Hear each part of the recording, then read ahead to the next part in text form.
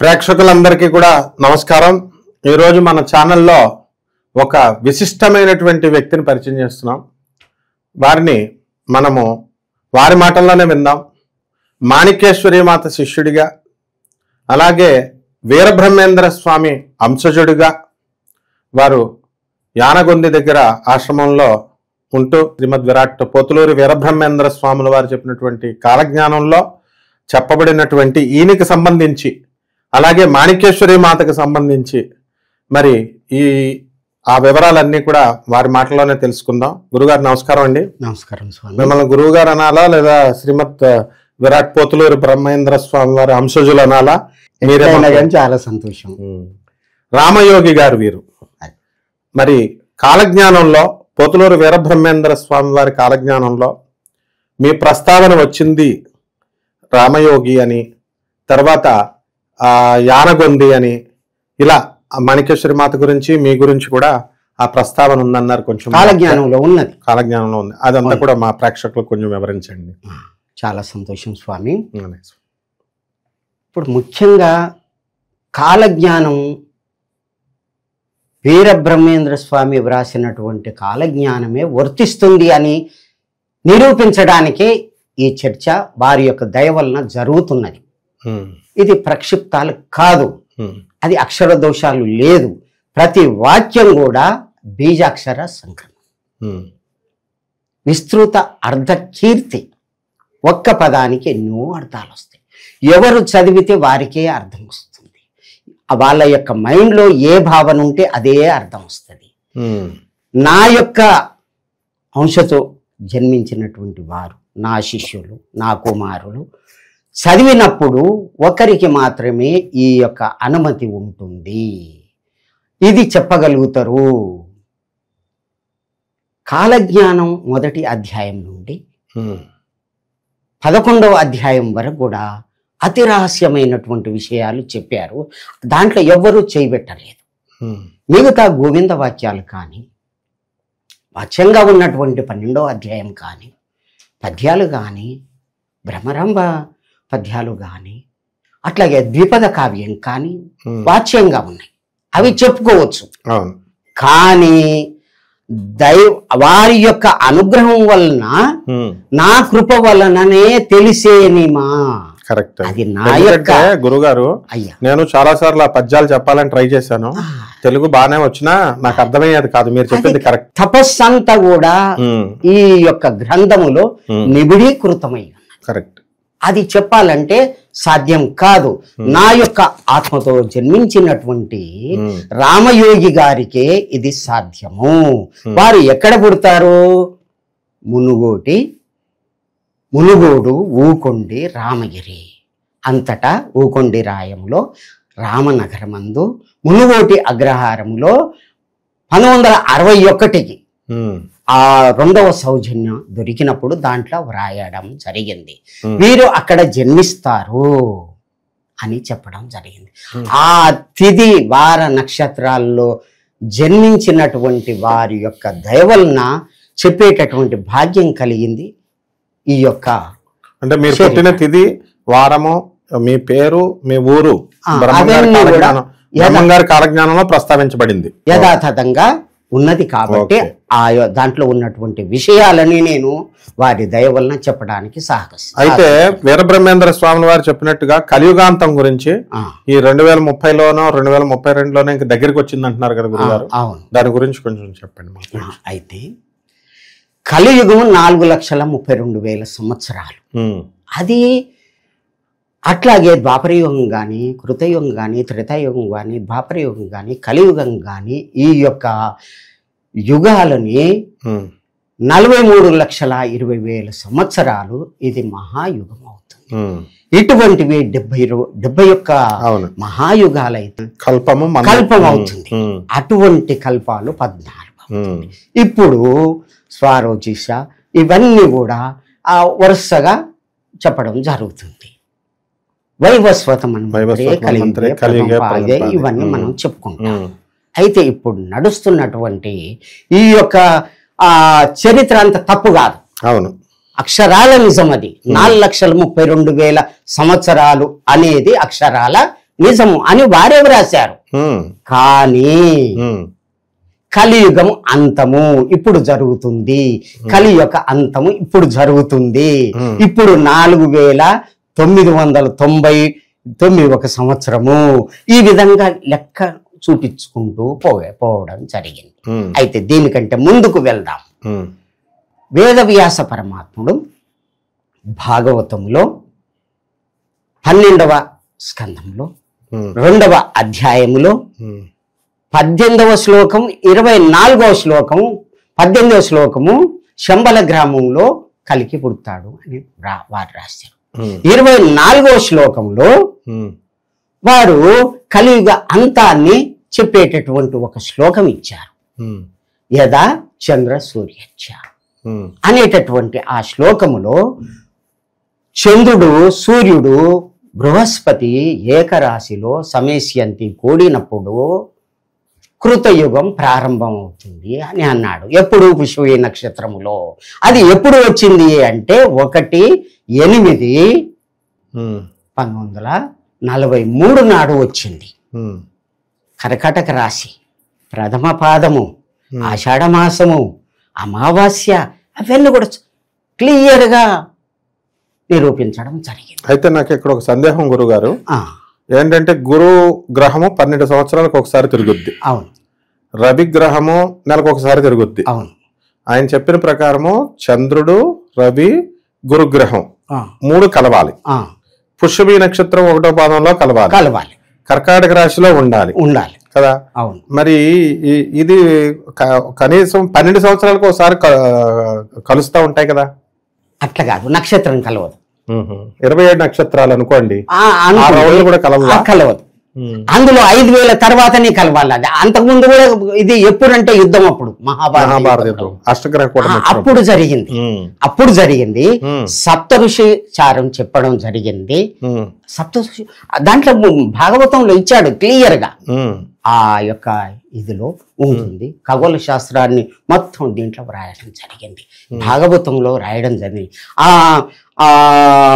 సూర్యుని యొక్క అంశతో పుట్టినటువంటి భాస్కరాచార్యుని యొక్క సిద్ధాంతం కూడా దీంట్లో వ్యక్తం చేయడం జరిగింది.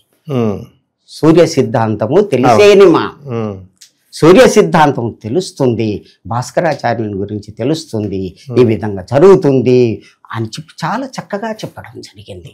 కానీ ఇది 5000 తర్వాతనే వర్తిస్తుంది. కలియుగం 5000 తర్వాతనే వర్తిస్తుంది. శ్రీకృష్ణుడు ఎప్పుడైతే భూమిని వదిలి వెళ్ళిపోయాడో అక్కడి నుంచి కలి ప్రభావం మొదలవుతుంది అన్నాడు. అక్కడి నుంచి తీసుకుంటే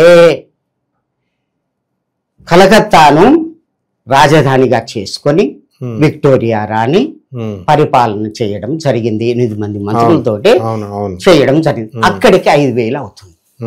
అది ఎప్పుడు 1901వ సంవత్సరం 1900 సంవత్సరం వరకు జరుగుతుంది. అంతవరకే చెప్పడం జరిగింది.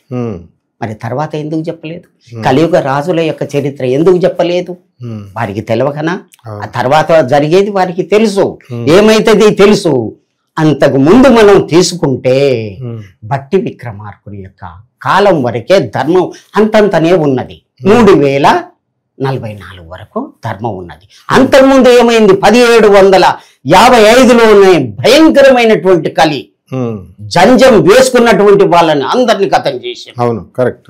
చేసి ఆ జంజాలతోటి క్వింటల్లుగా తోచి యజ్ఞం చేశారు.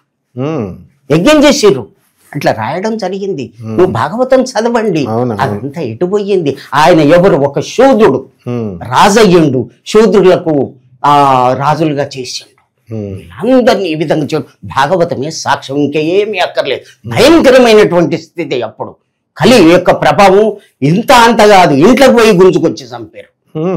చాలా ఇదిగా భయంకరంగా జరిగింది నందుల యొక్క పాలనలో. తర్వాత అవన్నీ కూడా మీకు తెలుసు, అవన్నీ కూడా మీరు క్షుణ్ణంగా అధ్యయనం చేశారు. మీరు దైవజ్ఞులు, అటువంటి ఇదేమి కాదు. ప్రజలందరూ కూడా చక్కగా వేదాన్ని, శాస్త్రాన్ని, పురాణాన్ని, అన్ని కూడా చదివి భగవంతుని గురించి ఎదురు చూస్తున్నారు. ఆ యొక్క కాలజ్ఞానంలో ఉన్నటువంటి ఆ రహస్యాలని ఇప్పుడు మనం బయట పెడుతున్నాం. అలాగే తప్పకుండా. అయితే ఇప్పుడు మనకి శ్రీకృష్ణుల వారు లోకాన్ని వదిలేసి గోలోకానికి వెళ్ళిపోయారు. బాగుంది. అక్కడి నుంచి ఇంకా కలి స్టార్ట్ అయింది. అవును, కలియుగం స్టార్ట్ అయింది. అవును. ఆ తర్వాత మరి ఇప్పుడు ఈ కలియుగ అంతం గురించి ఏమని చెప్పబడి ఉన్నాయి? అది వేదవ్యాస పరమాత్ముడే ఈ విధంగా చంద్రుడు, సూర్యుడు, బృహస్పతి ఏకరాశిలో సమయస్యంతి అంటే కలిసినప్పుడు పుష్పే నక్షత్రములో కలిసినప్పుడు 5000 తర్వాత ఇది అంతముందంగా ఇది కలియుగము అంతమవుతుంది. కృతయుగం తత్కృతం అన్నాడు. కృతయుగం ప్రారంభం అవుతుంది అన్నాడు. అంటే వారికి తెలియకనా? 4,32,000 సంవత్సరాలు నేను తెలుసు కదా. ఎందుకన్నాడు? ప్రథమ పాదే అన్ని మనం ఎందుకు చెప్పుకుంటున్నాం, సంకల్పంలో ఎందుకు చెప్పుకుంటున్నాం, అదంతా కూడా వారికి తెలియక కాదు. ఈ విధంగా జరుగుతుంది. అవి ఎన్ని అంటే కలియుగము 4,32,000 సంవత్సరాలు. అంతర్యుగం ఉంటుంది, ధర్మయుగం అని ఉంటుందని వారికి కూడా తెలుసు. ఇది మహాత్ములకే తెలవబడుతుంది. ఇది ధర్మయుగము, అంతర్యుగము, ఇది ధర్మయుగము. ఇప్పుడు నాది ఎప్పుడైతే పట్టి విక్రమార్కుని తర్వాత పూర్తి 4 యొక్క ధర్మాలు కూడా లోపించినవో మ్లేచ్చుల యొక్క పాలన వచ్చింది. 2000 సంవత్సరాలు ఆంగ్లేయుల యొక్క, ముస్లింల యొక్క మ్లేచ్చాచార్య అని చెప్పి చక్కగా భవిష్యత్ పురాణంలో వ్రాయడం. ఎవరు మ్లేచ్చులు అంటే చాలా చక్కగా అక్కడ వివరణ ఇవ్వడం. నానాభక్షక మ్లేచ్ఛ, గురుధర్మములు లేక కుటిల మానవులు తిరుగు చెందరు బలు దేశంబులారు, వాళ్ళే నాశనం అవుతారు. అటువంటి వాళ్ళంతా కూడా మ్లేచ్చులు. మ్లేచ్ఛ నాశనం కొరికే విధంగా జరుగుతుంది. నేను వస్తున్నాను అని చెప్పడం జరిగింది. ఇది 5000 సంవత్సరాల తర్వాతనే జరుగుతుంది అని అన్నాడు. ఎప్పుడైతే 1/8/1943లో ఈ శ్లోకం వర్తిస్తుందో దానికి ముందే కలికి భగవానుడు రావాలి. అంతంలో అన్నాడు కదా, చివరిలో అన్నాడు కదా, కలియుగము చివరిలో అన్నాడు కదా. కాబట్టి 43 కంటే ముందు జన్మించాలి. ఆ విధంగా భూదేవి, దేవేంద్రుడు, మునులు అందరూ కూడా వైకుంఠం పోవడం జరిగింది. ఎప్పుడు అంటే 1891లో దీంట్లో రాయడం జరిగింది. 90 కరనామ సంవత్సరంలో పోవడం జరిగింది. స్వామి, నేను భూభారాన్ని నేను మోయలేను, పాపం పెరిగిపోయింది, ధర్మం లోపించింది. మీ యొక్క నియమం ఏంది? ధర్మం ఎప్పుడైతే లోపిస్తే, పూర్తి ధర్మం ఎప్పుడైతే లోపిస్తుండే నేను వస్తాను. సంభవామి యుగే యుగే, నాకై నేను పుట్టి వస్తానని మీ యొక్క మీరు వాక్ ఇచ్చారు. మీరు రావాలి తండ్రి, మీరు రావాలి అని ప్రార్థన చేస్తే అప్పుడు వారు పంపడం జరిగింది అని గోవింద వాక్యాల్లో రాయడం జరిగింది. ఆ యొక్క స్వామి వారు పంపించడం జరిగింది. ఎవరిని అంటే వీర ధర్మజులు, రామ ధర్మజులు, వీర యోగి, వారితో పాటు 4 పంపడం జరిగింది. ఇది మనకు 1వ అధ్యాయం నుంచి 10వ అధ్యాయం వరకు చాలా చక్కగా చెప్పడం జరిగింది. ఆ యొక్క 5వ అధ్యాయం చాలా ముఖ్యం. వీర ధర్మజ ఉద్భవ చెప్పడం జరిగింది అన్నమాట. దుర్జటి పర్యాయన సంవత్సర అని చాలా చక్కగా చెప్పడం జరిగింది. ఆషాఢ మాసము, పౌర్ణమి, భవనామ సంవత్సరములో భవనామ సంవత్సరమే ప్రాకృతం అవుతుంది, వారు జన్మిస్తారు అని. ఎట్లా? ఏ భవనామ సంవత్సరము? ఈ 43 కంటే ముందే పుట్టి ఉండాలి కదా. కాబట్టి వారు 5/5/1930లోనే పంపడం జరిగింది. 30లోనే. అది ఎక్కడున్నది అంటే దశమాధ్యాయంలో మొదటి పేజీ చదవండి. తిదివార నక్షత్రాలు కూడా ఉన్నది. వారి యొక్క అంశతోటి వారు పంపగా వచ్చినటువంటి వారు ఈ భూమి మీదకి వచ్చి సూర్యమండలంలో సభ చేసి వైశాఖ శుద్ధ సప్తమి అని డేట్ ఇచ్చిండు, సోమవారం అని ఇచ్చిండు. ఇంత కరెక్ట్ ఎప్పుడో చెప్పినటువంటి 400 సంవత్సరాల క్రితం చెప్పినటువంటి ఇది ఇప్పుడు జరగడం ఏంది? 100%. ఇప్పుడు డేట్ కలవడం ఏంది? ప్రథమ పాదము. ఇదంతా ఏంది? ఇది చాలా చక్కగా ఉంది, దాంట్లో ఎటువంటి సంశయం లేదు. వారు రావడం జరిగింది. వాళ్ళు వచ్చిన తర్వాత జన్మ తీసుకోవడం జరిగింది. వారు సూర్యలోకం నుంచి రావడం జరిగింది. ఎట్లా? అప్సరసులు ఆడగా, గంధర్వులు పాడగా, కిన్నెర కింపురుషులు అందరూ కూడా సేవిస్తూ రాగా కాలనేమి అనేటటువంటి పుష్పక విమానం మీద సూర్యలోకం నుంచి వచ్చి మేము అహోబిలం రావడం జరిగింది. అక్కడ ఏమున్నది? నరసింహస్వామి యొక్క అవతారం. భక్త రక్షణ కొరకు వచ్చినటువంటి వారికి స్థానంగా తీసుకొని భూమి అంతా కూడా ఒకసారి తిరిగాము, ఇక్కడ మీటింగ్ పెట్టుకున్నాము, యానగుందిలో మీటింగ్ పెట్టుకున్నాము అని కూడా రాసింది. ఎప్పుడు అంటే 5/5/1930 తర్వాత వచ్చిన తర్వాత తల్లి గర్భంలో ప్రవేశించాలని శ్రీముఖమే గురి, ముద్దుగురి, బాలగురి అని చెప్పి అక్కడ కొన్ని నిదర్శనాలు ఇచ్చాడు. ఎట్లా పుడతారు, ఏం కథ చాలా చక్కగా ఇచ్చారని. నందిముఖ పరమానందం.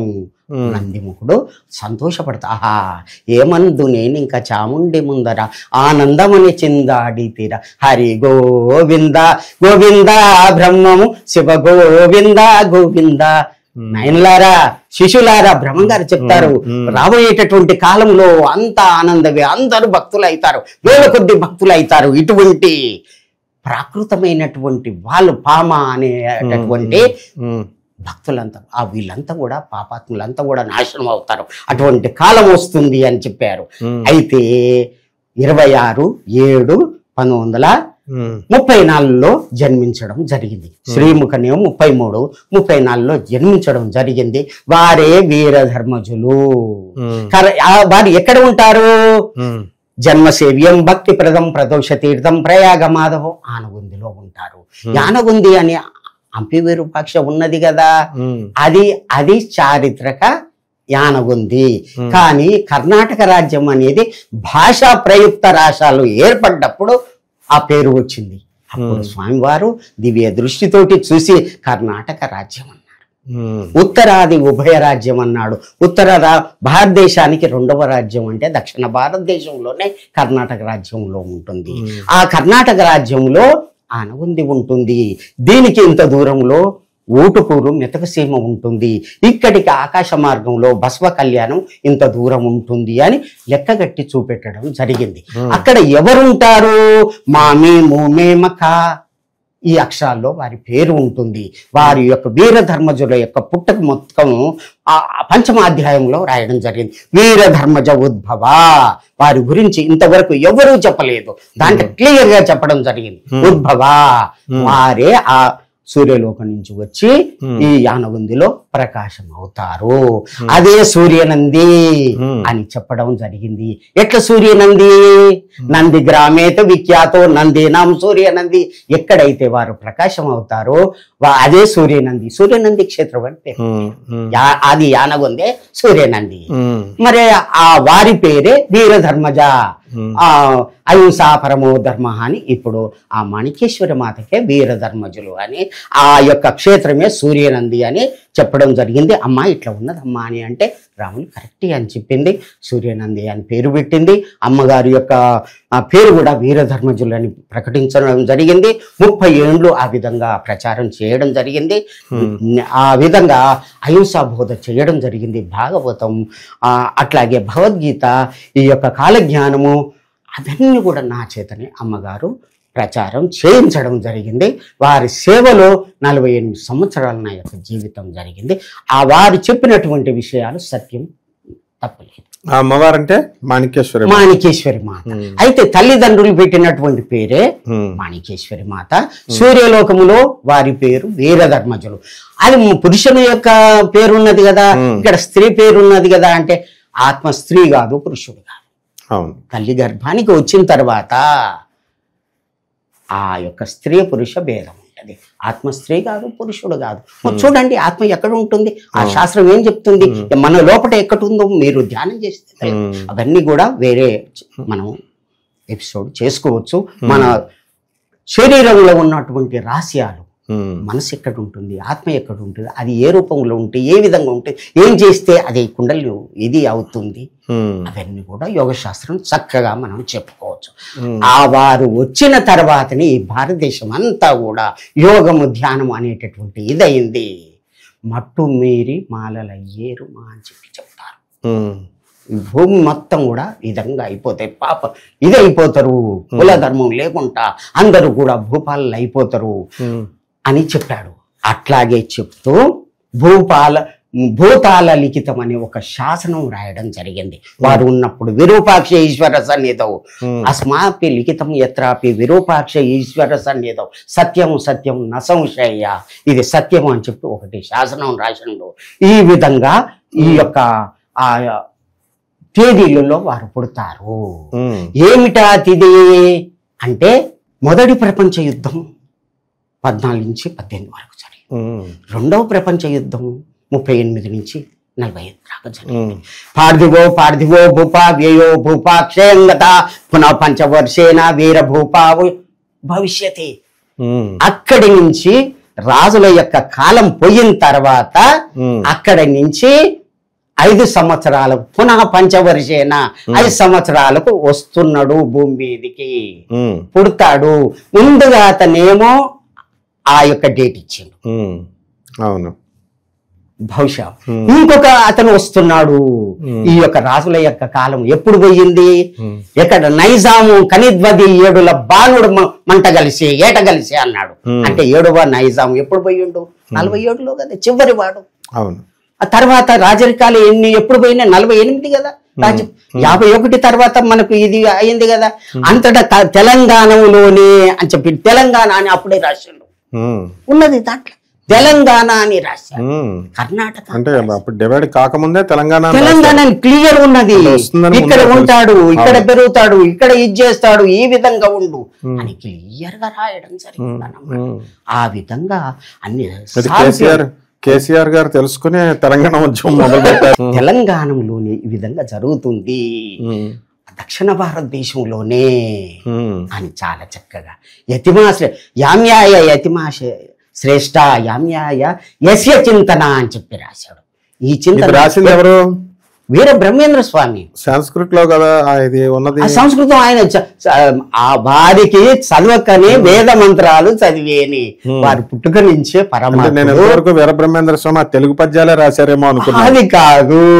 రామబ్రహ్మ నిర్గుణాకారం వీర బ్రహ్మార్క తేజసం నాద బ్రహ్మ ఇతి ప్రోక్తము నానా దేశాని లక్షణం. ఎక్కడెక్కడ ఏం జరిగేది ఆయన తపస్సులో కూర్చుంటే వినబడుతుంటే గురిజారు ముళ్ళు తీసుకొని ఆ తాటి ఆకుల మీద అవి కూడా అవి వంగు అనగానే వంగేది, అవన్నీ కోసుకునేది.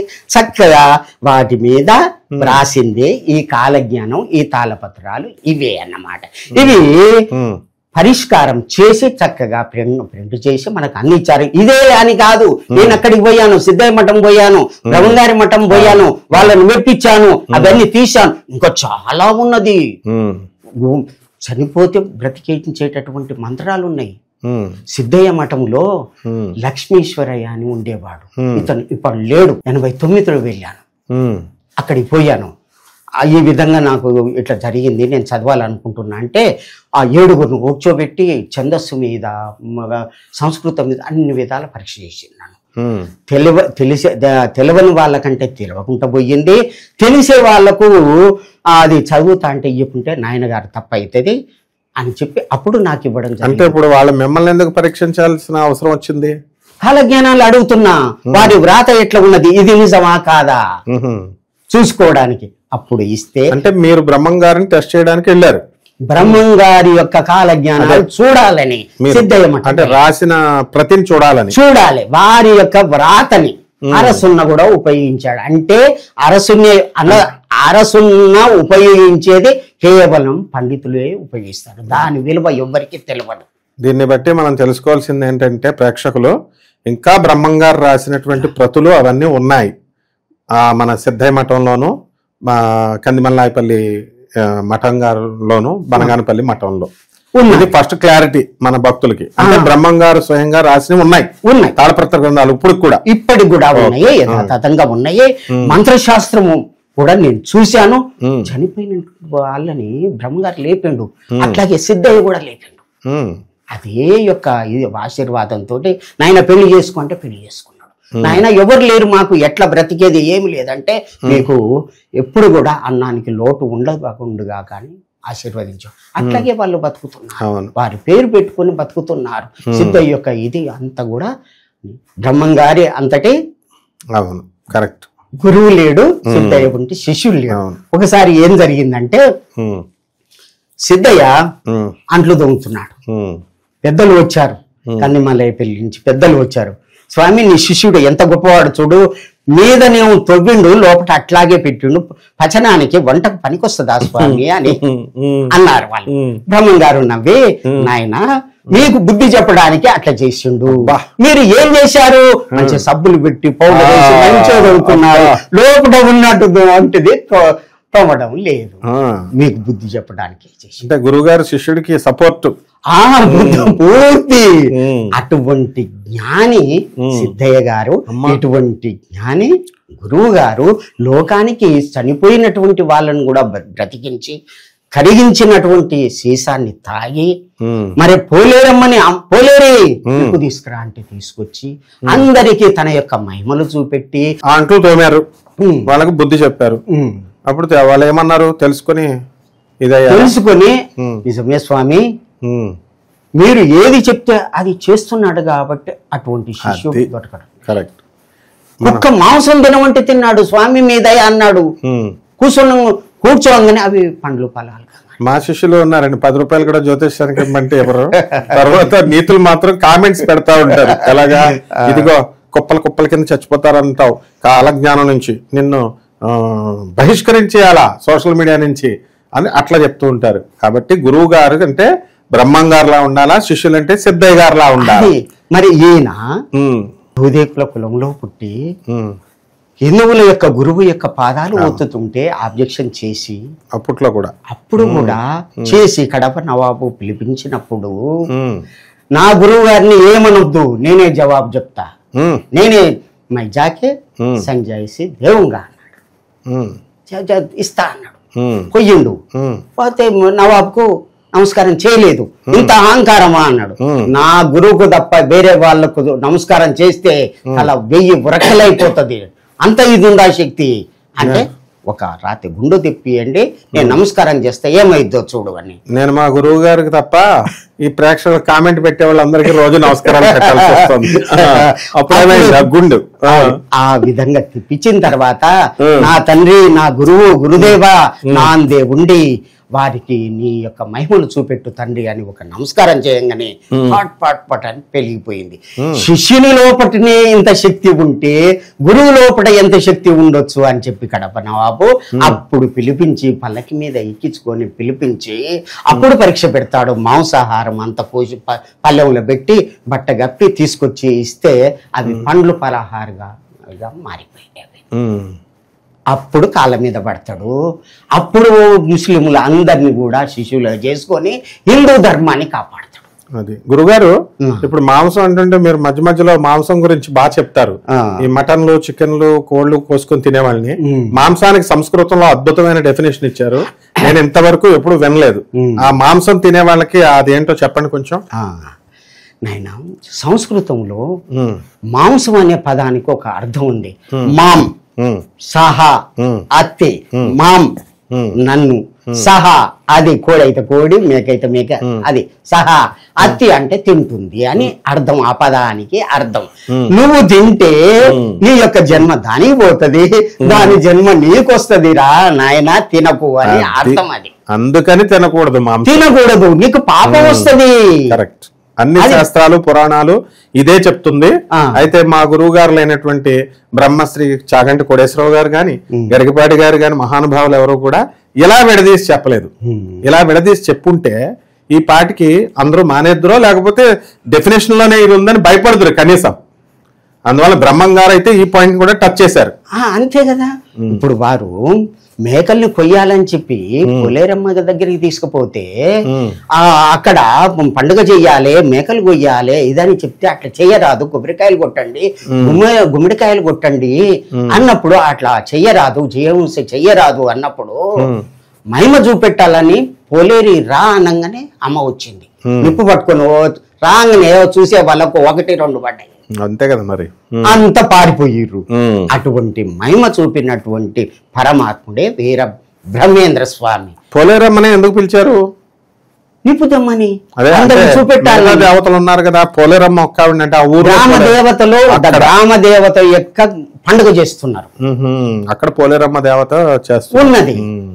కాబట్టి అమ్మ నిప్పు తీసుకురా అనగానే నిప్పు తీసుకొచ్చింది. అందరు కూడా ఇదైపోయి అప్పుడు కాళ్ళ మీద పడ్డారు.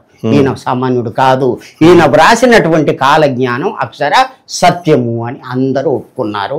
అప్పటి నుంచే కాలజ్ఞానం చెప్పడం జరిగింది. అన్నాజయ్య, సిద్ధయ్య, బ్రహ్మం గారు అప్పటి నుంచే చెప్పడం రాబోయేటటువంటి కాలంలో ఏమందు నేను ఇంకా చాముండి ముందర ఆనందమని చిందాడి తీరా. రాబోయేటటువంటి కాలంలో 5000 సంవత్సరాల తర్వాత ఆనందం ఆనందం బ్రహ్మానందం. అప్పుడు అనలే, 5000 తర్వాత అన్నాడు. ఇది ఆనంద యొక్క ఆనందం. నందనోర్ మధ్య శ్రీమత్ కైవల్య మందిరం నేను ఉంటాను. మళ్ళా నందన ఆనందనోర్ మధ్య మొత్తం కూడా 39 78 సంవత్సరాలు ఈ యొక్క ఇది ఆ ధర్మ సంస్థాపన కాలము అని చెప్పడం జరిగింది. ఈ మధ్యనే శ్రీముఖ నిదానమాయను, శ్రీముఖ నామ సంవత్సరం అది నిదానం అవుతుంది, వారు జన్మించడం జరుగుతుంది, ఈ విధంగా భూమి మీదకి రావడం జరుగుతుందని అక్షర సత్యం చెప్పినటువంటి పరమాత్ముడు వీరబ్రహ్మేంద్ర స్వామి. అయితే ఇప్పుడు మనకి ఈ ఏదో రవి మనకి శని మేషరాశిలోకి వచ్చినప్పుడు, శని మీనరాశిలోకి వచ్చినప్పుడు చెప్తుంటున్నారుగా కాలజ్ఞానం ప్రకారం. ఇప్పుడు మనకి శని మేషరాశిలో 29 మార్చి 2025 సంవత్సరంలో వచ్చింది. ఇప్పుడు ఇక్కడి నుంచి మనకి కలియుగ ధర్మాలు పోయి సత్యయుగ ధర్మాలు జరుగుతాయంటారా, లేకపోతే కలియుగాంతానికి పునాది పడిందంటారా? కాలజ్ఞానం ప్రకారం మన వీరబ్రహ్మేంద్ర స్వామి వారు చెప్పిన దాని ప్రకారం చెప్పండి. అయితే ఎప్పుడైతే 5000 వరకు అని దీంట్లో నిరూపించడం జరిగిందో అక్కడి నుంచి తర్వాత పరమాత్ముడైనటువంటి వేదవ్యాసుడు చెప్పినటువంటి ఆ శ్లోకం ప్రకారంగా రవి, చంద్ర, సూర్య ఏకరాశిలో కూడినప్పుడు అంటే అదే సేము మళ్ళీ 12/8/2026లో మళ్ళీ వస్తుంది. 43లో వచ్చింది, 26లో వచ్చే సంవత్సరమే 26లో కూడా వస్తుంది. ఇది 5000 తర్వాతనే రావాలి. కాబట్టి ఇది కలియుగ అంతము, కలియుగ అంతము అని భాగవతం చెప్తుంది. మరి వీర బ్రహ్మేంద్ర స్వామి కూడా కలియుగ అంతం ఇదే అని చెప్తున్నాడు. ఇది ధర్మయుగము, ధర్మం నిలపడానికి వచ్చినటువంటి యుగము, అంతర్యుగము, ధర్మయుగము. అది ఆ లెక్క అది కరెక్టే, ఈ లెక్క ఇది కరెక్టే. భగవంతుని యొక్క ధర్మ రక్షణ భారం అతనికి ఉన్నది కాబట్టి రావడం జరిగింది. ముందుగా అక్కడ వైకుంఠంలో మాట ఇచ్చాడు కదా, నేను తర్వాత వస్తా అన్నాడు. కాబట్టి 26కు ముందు మళ్ళీ ఉత్తరప్రదేశ్ లో జన్మించడం జరిగింది. వారు కూడా వచ్చారు, దేవతలంతా కూడా పుట్టారు, వాళ్ళంతా కూడా భూమి మీదే ఉన్నారు అని దీంట్లో వ్రాయడం జరిగింది. ప్రతి చాలా ఎవరెవరు ఎక్కడ వచ్చిన తర్వాత బద్రీనాథ్లో దానికి 25 కిలోమీటర్ల దూరంలో కలప అనేటటువంటి గ్రామం ఉన్నది అని భాగవతం చెప్తుంది. అక్కడ కూడా భాగవతంలో చెప్పబడింది, భాగవతంలో ఉన్నది. అయితే అక్కడ దేవాపి అనేటటువంటి సూర్యవంశం రాజు, చంద్రవంశం రాజు తపస్చేస్తున్నారు. వారిని పిలిపించి కల్కి భగవానుడు వర్ణాశ్రమ ధర్మాల్ని మళ్ళీ నెలకొల్పుతాడు. ఆ ధర్మాన్ని నిలపడానికి సత్యయుగంలో అవన్నీ ఏర్పాట్లు చేస్తారు. 64,000 మంది కూడా ఋషులు కూడా అందరూ వస్తారు. ఎక్కడ అంగార వీరనో వాస్తు పారేగహ సువ్యక్తం సురపూజితం. అంగార గ్రహంలో ఉన్నటువంటి మహాత్ములంతా కూడా 10 ఫీట్ల ఎత్తు ఉంటారు, 13 కత్తి పట్టుకుంటారు. వారు కూడా వస్తారు, భగవంతునికి సేవ చేస్తారు. వాళ్ళు ఎటువంటి వారు?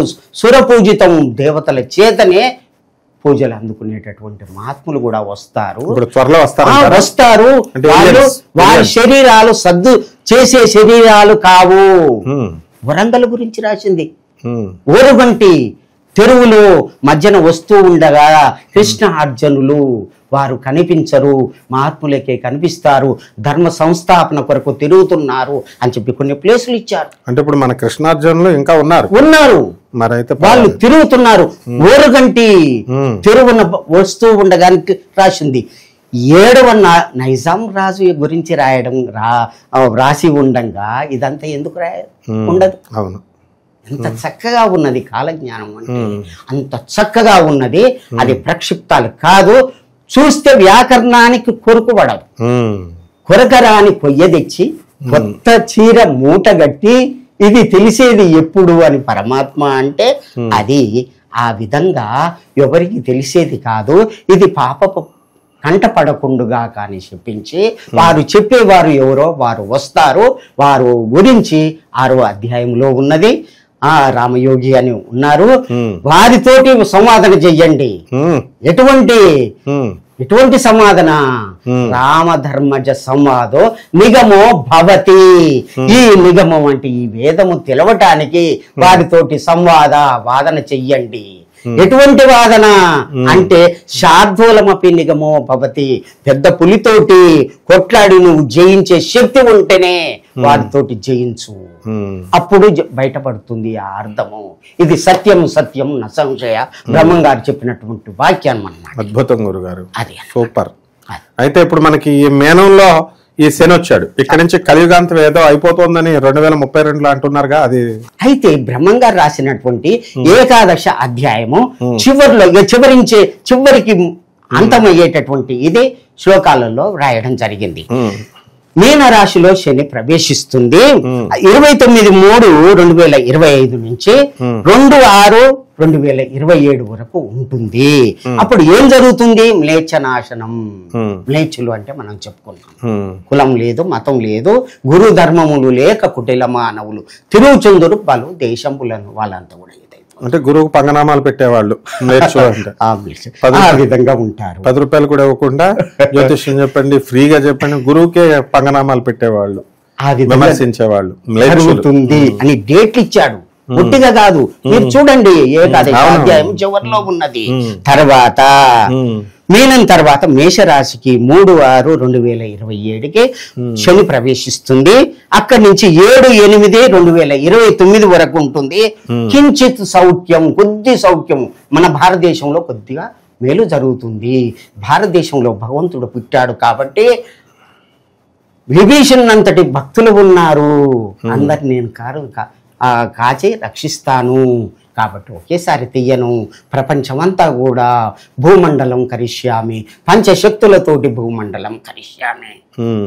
భూదేవి ఎక్కడైతే పాపం పెరుగుతుందో అక్కడ భూకంపం రావాల్సిందే, అంతే. ఆమెకు శివం వచ్చేస్తుంది, ఇక లేచేసరికి అక్కడ భూకంపం వస్తుంది. ఇప్పుడు భూకంపాలు కూడా టెక్టికల్ ప్లేట్స్ అని ఉంటాయి. ఆ ప్లేట్స్ ఉత్తర భారతంలో ప్లేట్స్, తర్వాత యూరోషియన్ ప్లేట్స్ ఒకళ్ళొకడు తోసుకోవడం వల్ల హిమాలయాల్లో కూడా వస్తుందట. ఇప్పుడు అందువల్ల అక్కడ నేను చదివేటప్పుడు చూశాను, ఆశ్చర్యపోయాను. భూభాగంలో లోపల ఎందుకు భూకంపాలు వస్తాయంటే కబడ్డార్, భూమి ఉపరితలం మీద జరిగేటటువంటి మార్పుల్ని మార్చుకోకపోతే భూకంపాలు లోట్ల ప్లేట్స్ అన్ని గుద్దుకుంటాయని ఉన్నాయి. అది ఆ అమ్మకి ఎప్పుడైతే కోపం వస్తుందో, వీరు పుట్టినటువంటి కృష్ణా గోదావరి మధ్య మనం మధ్యలో ఉన్నాం. ఈ మధ్య సురక్షితంగా ఉంటుంది, ఈ మధ్యనే భగవంతుని యొక్క స్థితి ఉంటుంది. బాదామి ఏకమే రాజ్యం రామధర్మజమేమయం. బాదామి వరకు వారణాసి అంతుమేమయం, వారణాసి నుంచి బాదామి ఏకమే రాజ్యం. శ్రీరంగం గౌతమం చేయవ, అక్కడి వరకు కూడా నా రాజ్యం భగవంతుని యొక్క రాజ్యంలో ఉంటుంది. నేను భక్తుల్ని రక్షిస్తాను, సత్యం సత్యం న సంశయ అని చెప్తాను. ఇది సత్యం అన్నమాట, ఇది తప్పదు. దీన్ని దాటి ఉన్నటువంటి వాళ్లకు తప్పదు ముక్కు, దండం, దశగుణం, భవేతు, కట్టె తీసుకొని ఏయడమే, దంచడమే. స్వాముల వారిని కూడా మన పిఠాపురంలో ఎవరైతే నాకు తెలియకుండా ఇవి వస్తువులు ఆ మఠానికి సంబంధించి దొంగిలిస్తారో వాళ్ళని దొడ్డి కర్రతో కొడతారంటాడు గురువులు. ఎప్పుడు చెప్పేది ఇంతే, ఇలాగే చెప్తారు. అదే గారు అయిపోయింది. తర్వాత 29 వరకు కించిత్ సౌఖ్యం అన్నాడు. తర్వాత వృషభ రాశికి శని వస్తున్నాడు. 8/8/2029లో ప్రవేశించి 35/2032 వరకు ఉంటున్నాడు. అప్పుడు ఏం జరుగుద్ది?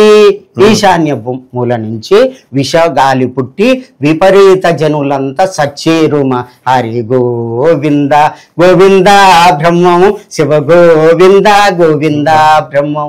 చెప్పలేదంటనకపోయేరు నరులార గురుని, చేరి మృక్కితే బ్రతుకని చేరు. చెప్పలేదంటనకపోయేరు, తప్పదిదివో గురువు వాక్యము. తప్పు త్రోవల బోవు వారని చప్పరించుక మింగు. చెప్పలేదంటనకపోయేరు నరు వారులారా గురిని నేను చెప్పలేదు అనుకుంటే నాయన గురువుని శరణు పొందండి, సప్పరించుక మింగి తింటాయి, శక్తులు వస్తాయి.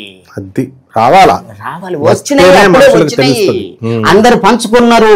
భూమి ఈ భాగం మీది, ఈ భాగం నీది, సూర్యచంద్రులకు ఇది, ఆ నంది మండలం ఇది అని దీంట్లో రాసింది. ఏ భాగాన్ని ఎవరు కాపాడుకోవాలనో వాళ్ళే కాపాడుకుంటారు, ఆ భక్తుల్ని వాళ్ళే రక్షిస్తారు. కరెక్ట్, అట్లా రాసి ఉన్నది దీంట్లో. కాబట్టి దుర్గా సప్తశతిలో కూడా మమ భార్యాం రక్షతు భైరవి, అలా ఒక్కొక్క శరీరంలో ఒక్కొక్క భాగాన్ని ఒక్కొక్క శక్తి మహాలక్ష్మి భైరవీదేవి ఎలా అయితే రక్షిస్తారో విశ్వమంతా కూడా ఆయన శరీరం కాబట్టి ఒక్కొక్క శక్తిని ఆయన రక్షించమని పెట్టారు. అది కరెక్టే. అట్లాగే ఉత్తర భారతదేశంలో కూడా భవిష్యమాలిక అనేటటువంటి గ్రంథాలు, పంచసకులు అని 5 మిత్రులు, శ్రీకృష్ణుని యొక్క మిత్రులు పుట్టి మాలికను వ్రాయడం జరిగింది. నా యొక్క పుట్టుక ఈ విధంగా జరుగుద్ది అని జగన్నాథుడు చెప్పడం జరిగింది. ఇప్పుడు మనం చూస్తూనే ఉన్నాం. అవన్నీ మహిమలు కూడా ఒక ఇది చేసుకున్నాం, ఎపిసోడ్ చేసుకున్నాం. అది కూడా నేను చదివాను. అనంతంగా ఉన్నటువంటి ఆ యొక్క జ్ఞానాన్ని మీకు అందరికి భక్తులకు కూడా అందిస్తాను. అయితే మిథున రాశికి శని ప్రవేశించడం 31/5/2032లో మిథున రాశికి శని వస్తున్నాడు. అప్పటి నుంచి 11/7/2034 వరకు ఉంటున్నాడు. అప్పుడు ఏమైతుంది అంటే మొత్తం కలి ఇప్పుడు ఏడ ఉన్నది అంత ఏడ చూసినా కానీ సత్యం లేదు, ధర్మం లేదు, పాపం చేస్తున్నాడు. ఈ కాలం వరకు 34 లోపట్నే ఇదంతా పోతుంది, అంత సత్య పురుషులు ఉంటారు అని చెప్తున్నాడు. ఇది తప్పు కాదు. ఇదే తప్పైతే కాశీలో గోహత్య చేసిన పాపాన పోతా, తల్లిని కవయగోరిన పాపాన పోతా, నాకై నేను రాకుంటే ఈ యొక్క వేదాన్ని అగ్నిలో వేసి తలగబెడతా అని బ్రహ్మంగారు శబ్దం, బ్రహ్మంగారు ఇంత అథెంటిక్ గా చెప్పారు. కాబట్టి అది సత్యం, అది సత్యం. అది తీసుకుపోయి నిప్పులో వేసి తలగబెడతాయా? నమ్మకుంటే చూడు, నేను చేయకుంటే నేను పాపాన పోతాను. సెల్యూట్ కొట్టాలి మనం. మాణికేశ్వరి మాత, ఇంత సత్యమైన వాక్కులు ఇవి చెప్పటానికి నోరు రాదా? అటువంటి ఇది జ్ఞానం ఉన్నది దీంట్లో అని చెప్పడానికి వారి దయ వలన చెప్తున్నాను. అప్పుడు ఏం జరుగుతుంది అంటే భూభారం నాశనం. ఆ మాత భూదేవి ఏదైతే కోరుకుందో అదంతా కూడా నెరవేరుతుంది. కలికి భగవానుడు భూమి మీద ఉన్నాడు, దేవతలు ఉన్నారు, మునులు ఉన్నారు, అందరూ ఉన్నారు. పరశురాముడు గురువయ్య ఉంటాడు. ఇప్పుడు దర్శనం ఇస్తున్నాడు. నేను అక్కడ చేస్తాడు దర్శనం, అక్కడ యజ్ఞం చేయడం జరిగింది.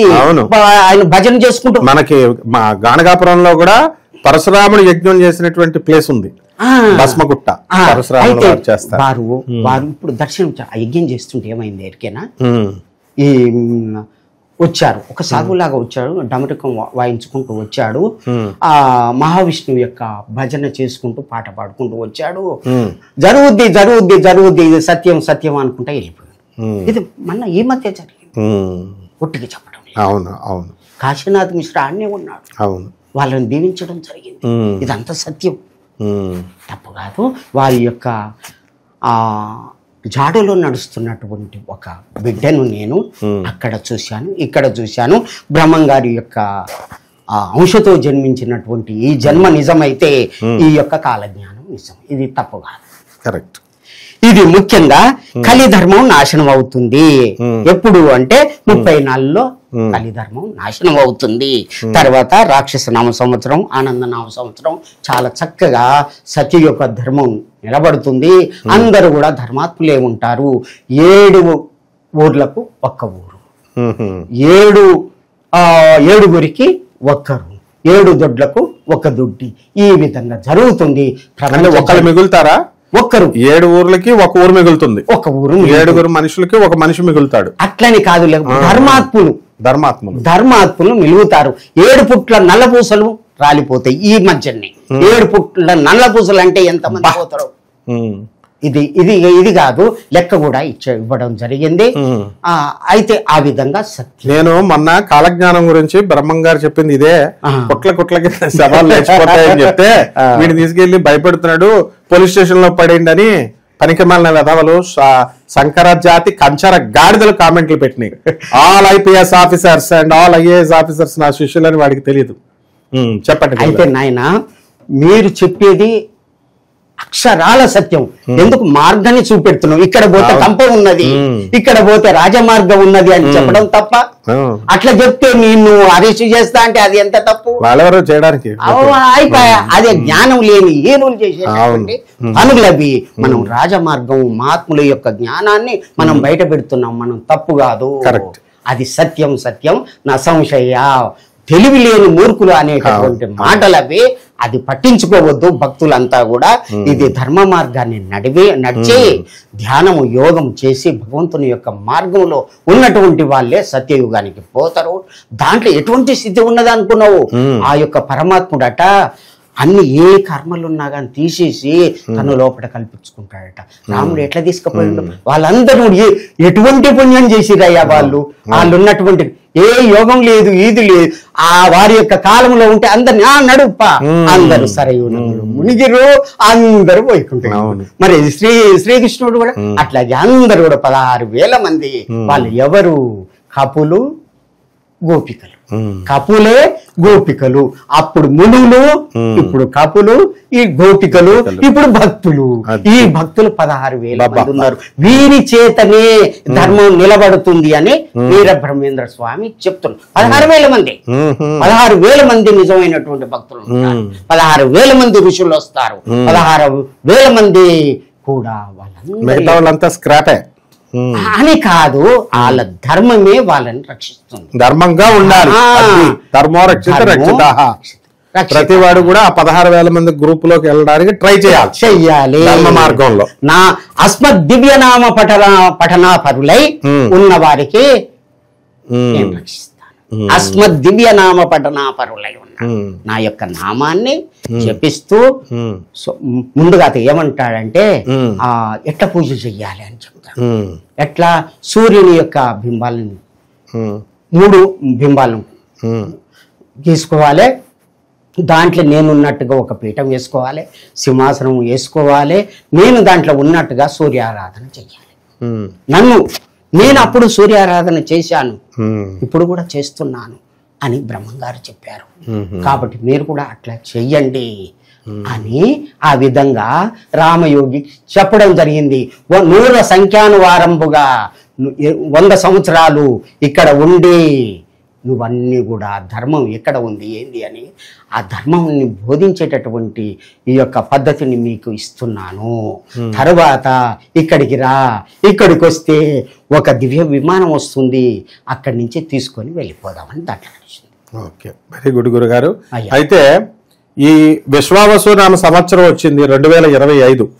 ఇక్కడి నుంచి నాస్ట్రడామస్ చెప్పిన, వంగా బాబా చెప్పిన, పొతులూరు వీరబ్రహ్మేంద్ర స్వాముల వారు చెప్పిన, ఏ మహర్షులు చెప్పినా కూడా 2025 నుంచి హ్యుమానిటీ విలువలు, ethical values, moral values down అయిపోతాయని చెప్తున్నారు. ఇక్కడి నుంచి కలియుగ ధర్మాలు మారతాయి అంటున్నారు. ఇక్కడ నుంచి పతనం అవుతాయి మారల్ వాల్యూస్ ఇవన్నీ కూడా. సో ఈ విశ్వావసు నామ సంవత్సరంలో పొతులూరు వీరబ్రహ్మేంద్ర స్వాముల వారు ఏమైనా మార్పులు జరుగుతాయి అని ఏమన్నా చెప్పారా ఈ సంవత్సరం? విశ్వావసువులోన ఉద్భావమయ్యేను, కాశకులములోన పుట్టేను. విశ్వాస ఆ సంవత్సరం ఇచ్చాడు భక్తులకు. అటువంటి ఉత్తేజం కలుగుతుంది. కాశకులంలో పుడతారు. చిన్న కులం కావచ్చు. కాశ అంటే రెల్లు అని అంటారు. కాశ అంటే కూడా ఉత్తమమైనటువంటి ఇది అని కూడా ఉన్నది, సంస్కృత నిఘంటువుల్లో ఉన్నది. ఆ విధంగా భక్తుల ఉద్ధరణ జరుగుద్ది అని చెప్పడం జరిగింది. అయితే భూకంపాలు ఇలాంటివి ఏమన్నా వస్తాయి? అవన్నీ వస్తాయి. విపరీతమైనటువంటి కరోనా లాంటి వ్యాధులు వస్తాయి. మత కల్లోలాలు జరుగుతాయి. కొట్టుకోవడము, వాళ్లకు మనసు మీద బాగా పనిచేస్తుంది. పని చేసి కొట్టుకుంటారు వాళ్ళు పిచ్చిగా. ఎట్లా శ్రీకృష్ణుని యొక్క వంశం ఏ విధంగా గాంధారి శాపం ఉన్నది. ఇంకొకటి జ్ఞాపకం చేస్తాను. గాంధారి, ఏం కృష్ణ నువ్వు ధర్మంగా చేసావయ్యా, ధర్మంగా నువ్వు యుద్ధం చేయించి వాళ్ళని చంపినవా అంటే, అభిమన్యుని ధర్మంగా మీరు చంపారుగా, అందరు చుట్టూ మూగి పొడిచి పొడిచి చంపారు, అది ధర్మమా? ఇంకొకటి చెప్తాను. ఏమిటి అంటే, ఒక్క ప్రతివ్రత అయినటువంటి ఒక ఆడపడుచుని అందరూ ధర్మాత్ములు ఉన్నటువంటి సభలో వివస్త్రం చేయడం అది ధర్మమా? నీకైతే అది మంచిదేనా? ఇంకొక విషయం చెప్తాను నాయకు అని ఒక గురువు గారు చెప్పిండ్రు. ఆ వస్త్రాలు గుట్టలు పడి ఉంటే అబ్బా ఎంత బాగున్నాయి, ఎక్కడ నేసినాయి కావని వాళ్ళు కట్టుకున్నారట. వాళ్ళు కట్టుకుంటే ఒక సందర్భం అందరూ చూస్తూ ఉండగా మాయం చేస్తాడు శ్రీకృష్ణుడు. ఈ అమ్మకు జరిగినటువంటి పరాభవం వాళ్ళకి చేశాడు. ఇది కృష్ణుడి యొక్క తత్వం. అది కాటుకు చెప్పు దెబ్బ భక్తుల్ని రక్షించడానికి చేసినటువంటి పరమాత్ముడు ఆ విధంగా అని చెప్తే అప్పుడు నేను ధర్మం పక్షాన ఉన్నాను, ఇప్పుడు మాత్రం ఒక రోజు మెలిగింది, ఇప్పుడు అధర్మం పక్షాన ఉంటాను చూడు, కానీ చివరికి ధర్మమే గెలిపిస్తాను ఇప్పుడు ఈ కలియుగములో. అత్త నీకు మాట ఇస్తున్నా. అధర్మం పక్కన ఉంటాడా? ఇప్పుడు అధర్మం పక్కనే. ఓహో, ఇప్పుడు కృష్ణుడు ఉన్నది. అధర్మం పక్కన ఉన్నాడు, అందుకనే చెడు చేసే వాళ్ళకు మంచి జరుగుతుంది అప్పుడు మాట ఇవ్వడం జరిగింది గాంధారి. కాబట్టి ఇప్పుడు అట్లా జరుగుతుంది.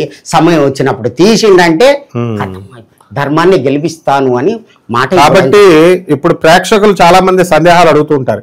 ఏమండి మేము ధర్మంగా ఉన్నాం, మాకేం జరుగుతుంది? అన్యాయంగా ఉన్న వాళ్ళు డబ్బులు సంపాదిస్తున్నారు, తర్వాత మోసాలు చేసే వాళ్ళు బాగా సంపాదిస్తున్నారని. అయితే వీళ్ళు ఎవరు బాధపడక్కర్లేదు, కృష్ణుడు తాట తీస్తాడు వీళ్ళని. లాస్ట్ లో భూ కబ్జాలు చేసే వాళ్ళని, జ్యోతిష్కులకి డబ్బులు ఎక్కువ వాళ్ళని, గురువులు తిట్టే వాళ్ళని అందరినీ తాట తీస్తాడు అనమాట. వెరీ గుడ్ గురుగారు, చాలా బ్రహ్మాండంగా చెప్పారు గురుగారు. మళ్ళీ మీ యొక్క పాదపద్మాలకి మేము నమస్కారం చేస్తున్నాం ప్రేక్షకులందరి తరపున కూడా. మీ వంటి మహానుభావులు, మరి సాక్షాత్తు వీరబ్రహ్మేంద్ర స్వామి వారి అంశంలో పుట్టినటువంటి మీరు, మాకు కాలజ్ఞానం అస్సలు ఒక్క ముక్క కూడా అర్థం కాలేదండి. ఇంతకు ముందు పద్యాలు చదివినా నాకు అర్థమయ్యేది కాదు, ఏదో మాకు వచ్చింది మేము చెప్పేవాళ్ళం. కానీ మీ కృపా కటాక్షంతో, ఆ వీరబ్రహ్మేంద్ర స్వామి వారి యొక్క అనుగ్రహంతో, ఆ మాణిక్యేశ్వరి మాత దయతో మాకు చాలా బాగా అర్థమైంది గురుగారు. మా ప్రేక్షకులకు కూడా అర్థమైందని అనుకుంటాను, ఉపయోగపడుతుంది బాగా. మళ్ళీ ఇంకొకసారి చక్కగా మనం కూర్చొని భక్తులంతా కూడా ఈ యొక్క వీడియో చూసి మేలుకొని తన దీపం తాను వెలిగించుకొని ధ్యానములో యోగములో కూర్చొని భగవంతుని చేరాలని ఆ పరమాత్మని ప్రార్థిస్తాం. అంటే ధర్మ మార్గంలో నడుచుకోవాలి. లాస్ట్ గా ఆఖరిగా మీరు సందేశం ఇవ్వండి. వీరబ్రహ్మేంద్ర స్వామి వారు మానవుణ్ణి ఏ విధంగా బ్రతకమంటున్నారు, 2 ముక్కల్లో చెప్పండి.